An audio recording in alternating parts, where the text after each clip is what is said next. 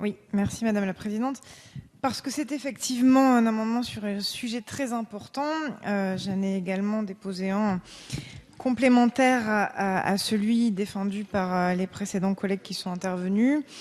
Nous sommes donc effectivement sur la proposition de conditionner les exonérations de cotisations à un accord collectif d'entreprise ou à un accord de branche, le cas échéant. Et ceci pour deux arguments. Le premier argument, je crois qu'il est important de rappeler que les exonérations de cotisation, d'ailleurs je fais simplement une petite parenthèse de vocabulaire, je pense que les mots ont un sens et qu'il serait pertinent que nous adoptions définitivement le vocable de cotisation sociale plutôt que celui de charge sociale que l'on entend trop souvent. Donc cette précision sémantique me semblait importante à réaffirmer. Donc je disais que les exonérations de cotisation, il ne faut pas l'oublier, entraîne une baisse de la rémunération du travail dont relèvent les cotisations sociales qui ont initialement été instituées pour financer des prestations ayant la nature de salaires différés.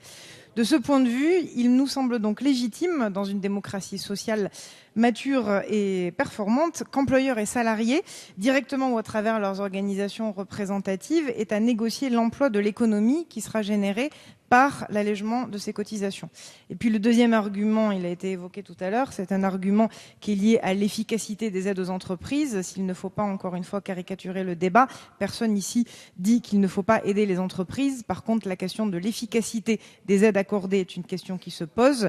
Si les marges dégagées par les exonérations servent à augmenter les rémunérations des actionnaires au détriment de l'emploi, des salaires ou de la formation qualifiante, alors les effets escomptés de ces aides aux entreprises ne seront pas au rendez-vous.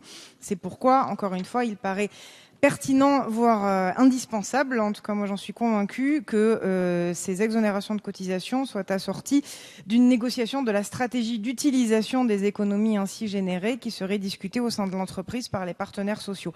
Je dis simplement deux éléments supplémentaires. Il s'agit donc là, très rapidement, de passer d'une logique de contrepartie à une logique de conditionnalité qui me semble beaucoup plus efficace pour l'utilisation la plus efficiente des aides.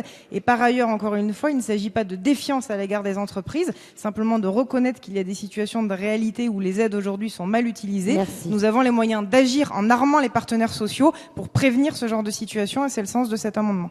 Merci.